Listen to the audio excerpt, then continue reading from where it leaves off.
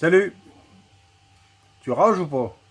Écran géant l'autre. Allez, bienvenue à tous dans ce vlog. On se retrouve aujourd'hui pour faire un peu de mécanique, parler un peu de blablaté. On va faire un peu le déballage des cadeaux de Noël, tout ça. Allez, on y va.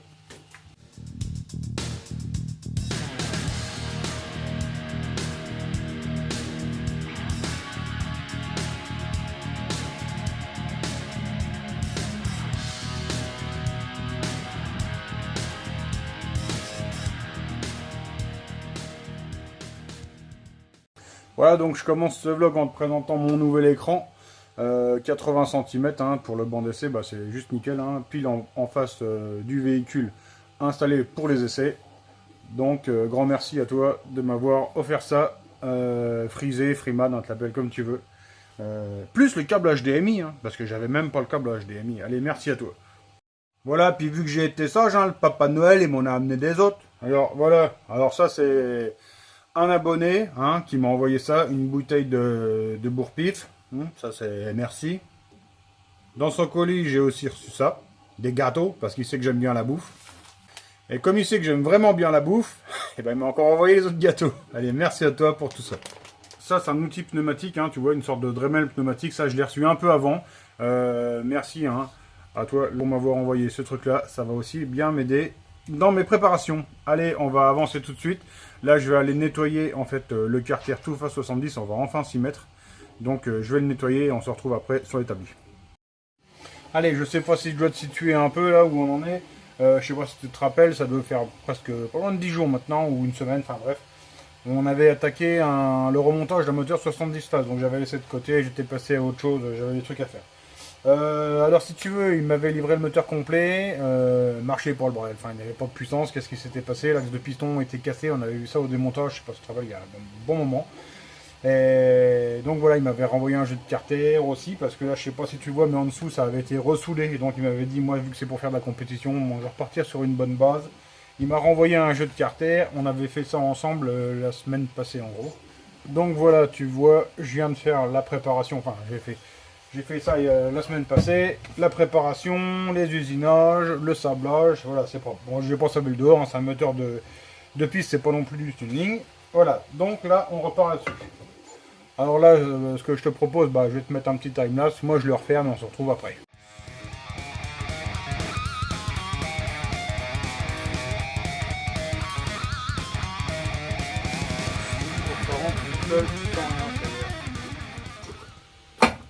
Voilà. Voilà, ça tourne librement. Je devais rebondir sur une question hein, que m'avait posée Christophe, Tomahawk, donc qui était qu'est-ce qui est comme, qu'est-ce qui est bon pour nous dans le run comme pot d'échappement, etc. Alors nous la chance entre guillemets, c'est que notre milieu du run et de la mécaboîte du scooter en général n'est pas encore mort. Bon, bah, je sais que celui de la mob, hein, là, c'est pas la même chose, hein, c'est vachement compliqué. Enfin, moi, je dis que le milieu est mort, comme ça, c'est plus rapide. Bon, malgré que Poligny arrive sur le créneau, bon, avec 2-3 d'échappement, des machins, apparemment, j'ai ouï dire que Malossi aussi arriverait avec un catalogue de pièces remis au goût du jour, enfin, des anciennes pièces remises au goût du jour. Bon, après, ce n'est que pour l'instant des bruits de couloir, donc ça sera à voir. En tout état de cause, nous, je vais parler du scooter en général, c'est plus simple pour moi. On n'a pas vraiment de référence. Je veux dire par là que on a, comment dire, plusieurs possibilités suivant les cylindrées, tu vois. Aussi bien, je vais parler aller sur du 70, on peut dire qu'il y a du R1400, il y a du C30 et il y aurait du pot échappement joli moto, enfin tout face en général, 70 qui marche parfaitement. Sur les gros moteurs, les 100, on pourrait dire qu'il y a le Bidalo, il y a le Most, il y a encore une fois le Joli Moto. Savoir que le Joli Moto, en fait, c'est quand même un échappement qui couvre toute la gamme dans cylindrée, de 70 à 100 cc, avec en général à chaque fois deux modèles, accélération et sprint, et qui quand même a des performances remarquables sur toutes les motorisations. Bon, après, il y a des pots qui excellent, hein, comme je pense au Most 100.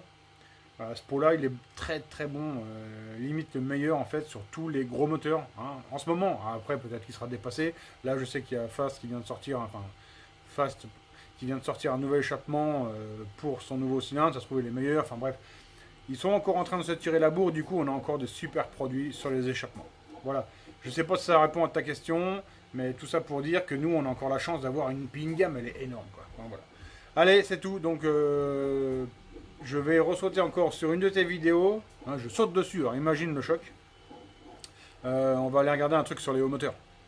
Je te le disais, je rebondis sur une autre de tes vidéos. J'ai vu que tu avais des soucis avec les cylindres MBK AR là, de chez Doppler, que tu se cassais sans arrêt en ce moment. Tu savais pas trop pourquoi, tu comprenais pas ce qui se passait.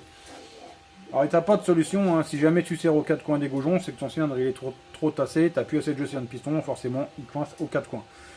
Si ta façon de bosser n'a pas changé et que ça se met à merder sur tous les cylindres, c'est que c'est forcément à l'usine qui a entre guillemets un souci, qui n'est pas forcément un souci. Peut-être qu'avant ils avaient une certaine qualité d'alu, maintenant ils sont passés sur une qualité d'alu moindre, qui serait peut-être plus poreuse, moins dense ou je ne sais quoi. Et que, un peu comme de la pâte à joint, quand tu serres ton cylindre, bah, il s'écrase. Hein. Forcément, quand tu serres quelque chose, ça s'écrase. Et donc, si ton alu il est devenu plus poreux par rapport aux autres années, ton cylindre il avance plus à l'intérieur et à l'extérieur. Forcément, il bouge dans les deux sens, mais à l'extérieur, on s'en fout. Par contre, dedans, on s'en fout moins parce que ton jeu cylindre piston, là, c'est là que ça coince. Donc, t'as pas 36 solutions. Tu vas être obligé d'augmenter tes jeux cylindre piston. Alors moi comment je fais, hein, j'ai déjà montré 25 fois dans mes vidéos, hein, quand je monte un moteur, je me prends pas la tête, je fais un jeu cylindre piston entre guillemets sommaire, hein, tu vois, j'ai tout l'appareillage en bas, là, en dessous, pour faire des trucs vraiment précis. Par contre, pour m'assurer du coup quand je monte, je me prends pas la tête, simple pied à coulisse, la différence des deux, hein, pour celui qui a jamais vu ma méthode, je lui montre, moi je me prends ici, alors le piston il se mesure ici, tu vois, dans le sens de l'axe, il faut prendre là et là. C'est ici que la cote elle se prend. Bon, normalement, elle se prend le plus bas possible. Hein. C'est là que le piston il est plus gros. Mais bon, là, sur ce piston-là, le Pauline, t'as pas le choix que de le prendre ici. Tu vois, là, il me dit 47,5. Là, je me mets... Alors, faut pas forcer le pied à coulisse comme un dingue. Hein, parce que sinon, avec le jeu, ta cote n'est pas très très bonne. Donc, c'est pas grave. Allez, on va se mettre comme ça, 47,5. Je me mets à 0. Là, je me prends par la tête. Je mets dans le cylindre et je regarde. Il me dit 0,10. Voilà. Là... 0,10 de jeu cylindre piston. Je sais que je suis dans les clous, je me prends pas la tête. Si jamais j'avais lu 0,03 ou 0,20, bon là j'aurais sorti le vrai appareillage, j'aurais regardé. Là je sais que je suis dans les clous, c'est bon. Alors moi ce que je te conseille, là je reviens sur Christophe, c'est pour des machines all day, tu te prends pas la tête, tu mets au moins 0,12 de jeu cylindre piston. Pour un moteur neuf, c'est bon, le machin il va s'user à 0,15. Tu vas perdre 0,4, 0,5 chevaux, mais au moins le moteur il est fiable, il ne prend plus la tête. Ça c'est mon conseil, parce que de toute façon, ça ne peut pas être autre chose que ça. Si c'est le serrage aux quatre coins, c'est obligatoirement ton cylindre qui coince ton piston à l'endroit où il est serré, où il est fixé. Donc, enfin voilà, je rebondis sur ta vidéo. Allez, c'est tout.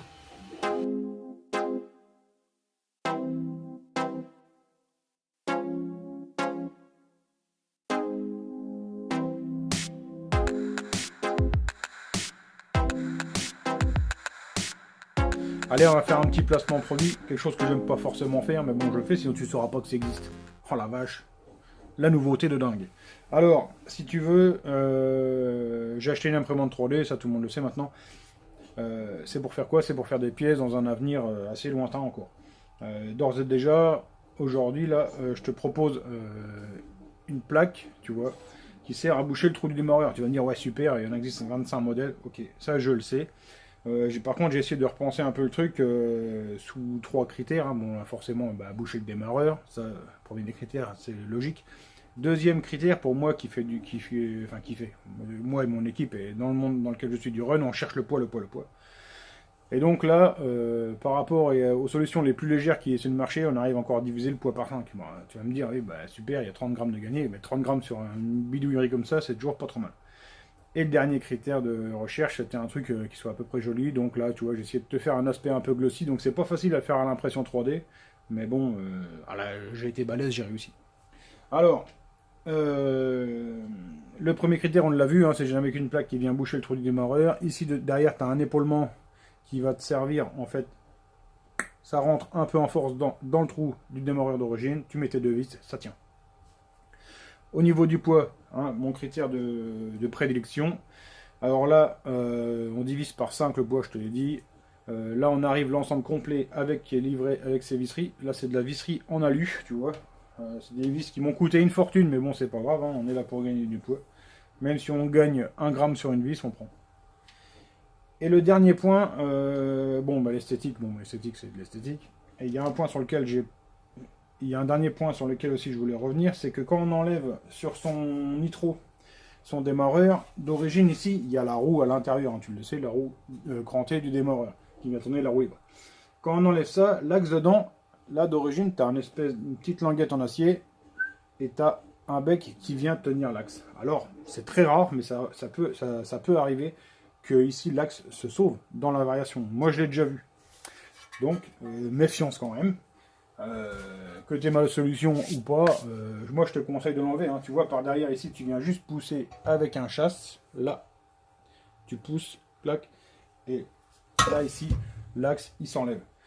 Et donc, forcément, avec mon capuchon, moi, tu vois, ici, tu as un tout petit bout d'axe qui vient juste boucher le trou. Là, tu as un épaulement pour pas que ça puisse rentrer dans le cadre. La plaque, tu as un petit décrochement. C'est ça qui vient nous tenir le bouchon. Je referai une vidéo là-dessus sur son montage complet quand j'aurai un moteur sur l'établi. Alors ça, c'était une solution qui existe sur le marché depuis longtemps, tu vois. Donc on arrive complet avec l'axe de démarreur à 43 grammes 4. Avec ma solution, on arrive à 9 grammes 6. On arrive déjà à la fin de ce vlog, alors il y aurait eu une multitude de questions-réponses qui sont arrivées sur YouTube, hein, j'ai vu ça, on n'a pas le temps de faire ça ce soir, là il est trop tard. En tout cas, comme d'habitude, hein, je vous remercie à tous de m'avoir suivi dans cette vidéo. On se retrouvera début de semaine prochaine, hein, ce coup-là sans faute, je serai là, ne vous inquiétez pas, là j'ai eu plein de choses à faire en même temps, dernièrement, il y a eu les préparatifs de Noël et tout ça, enfin, comme tout le monde. Je ne cherche pas l'excuse. Par avance, je vous souhaite déjà une bonne nouvelle année, bon réveillon à ceux qui font la beuverie. Hein. Essayez de faire doucement, allez pas vous flinguer la gueule en bagnole et tout, ce serait con. Allez, sur ces paroles de vieux con, je vous souhaite de passer une bonne soirée. On se retrouve début de semaine prochaine. Allez, ciao, bye.